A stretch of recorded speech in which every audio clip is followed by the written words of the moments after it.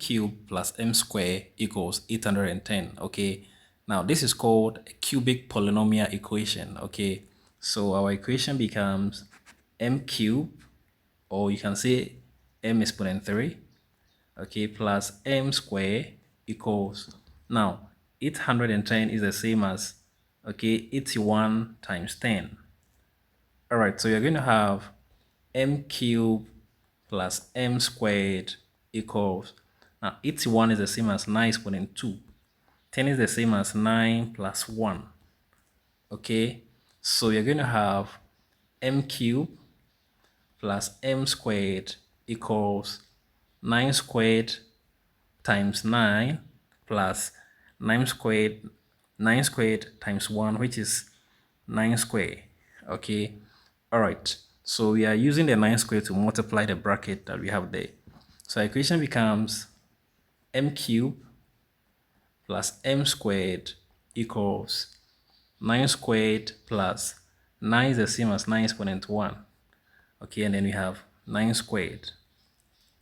All right, so we are going to apply the first law of indices here. Okay, so a exponent m times a exponent c equals a exponent m plus c. That is, when the bases are the same and the sign in between the bases is multiplication, we add all the exponents. So we are going to have m cubed plus m squared, okay, plus m squared equals 9 squared plus 1. Okay, so we have applied the first law of indices. So here we have 9 squared. So you're going to have m cubed plus m squared equals 9 cubed plus 9 squared. All right, so here we're going to transpose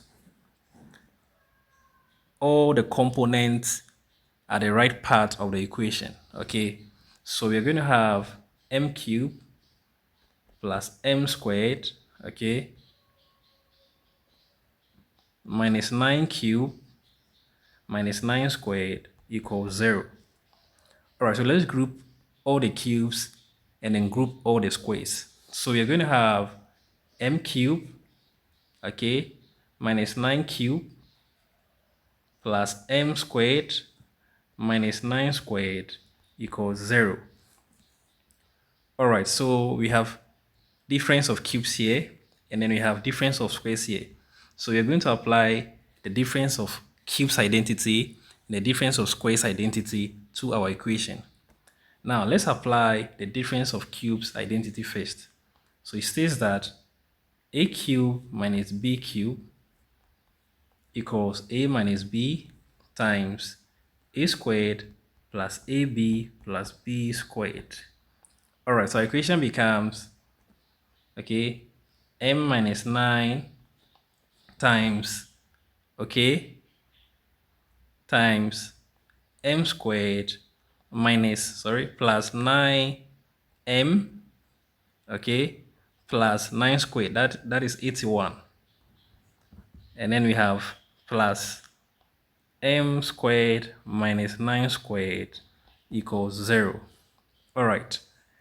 Now the next thing we are going to do is the application.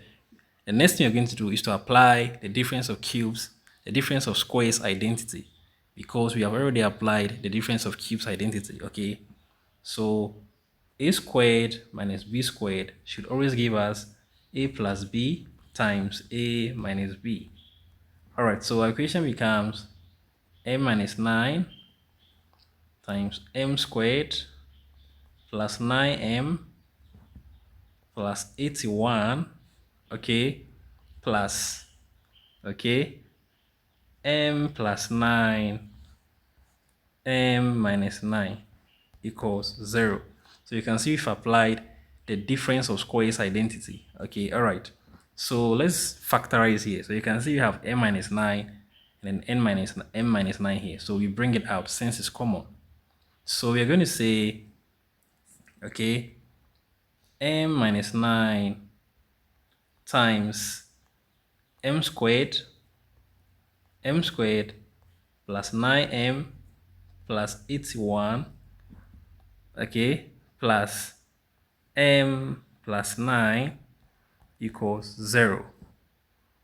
All right, so our equation becomes m minus 9 times m squared plus. So we have 9m, then we have m. So when we add them, we get 10m. Okay, we are adding because they are like terms. So we get 10m. Okay, and then we have 81 and 9. Okay, all right, so when we add, here we have 90 equals 0.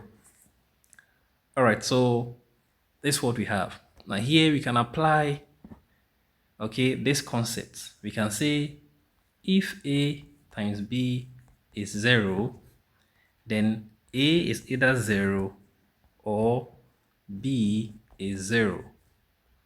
Okay, all right. Therefore, we can say m minus 9 equals 0. Now let's call this equation 1. And then we can say m squared plus 10m plus 90 equals 0. Let's call this equation 2.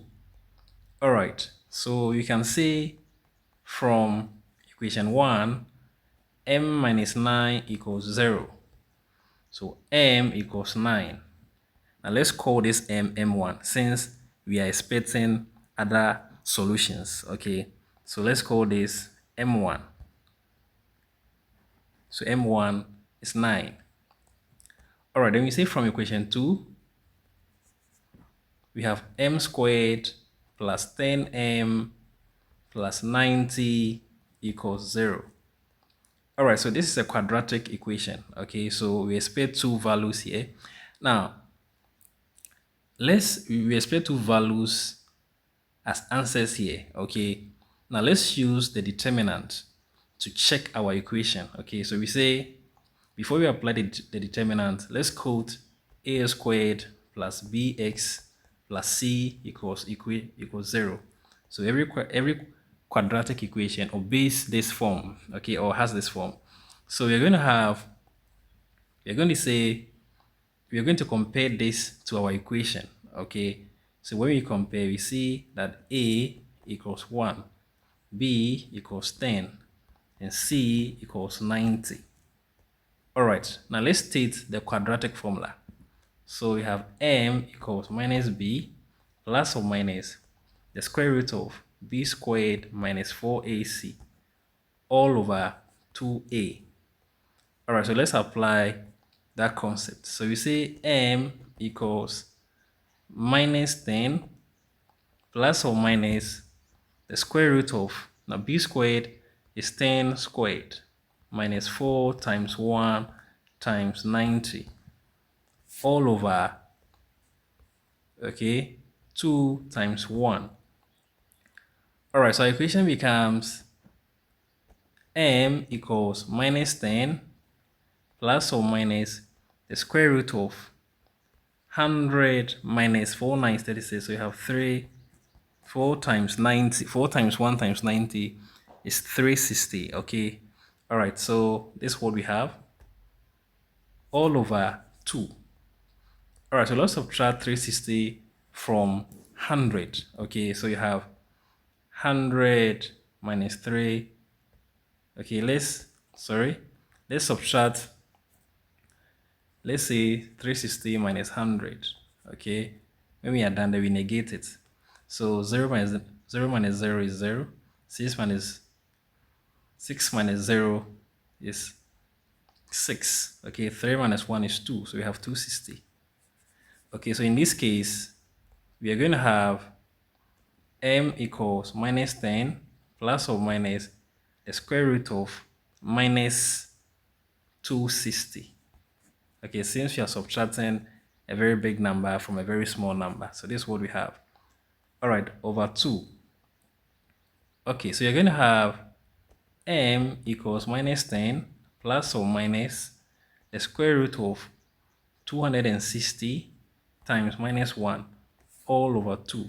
Okay, so our equation becomes m equals minus 10 plus or minus the square root of 260 times the square root of minus 1 all over 2. All right, so we're going to have, okay, m equals minus 10 plus or minus the square root of, this is the same as 26 times 10, okay, all over 2. So this is going to give us, okay, m equals minus 10 plus or minus, okay, and let's quote, okay, a formula from Z here, okay.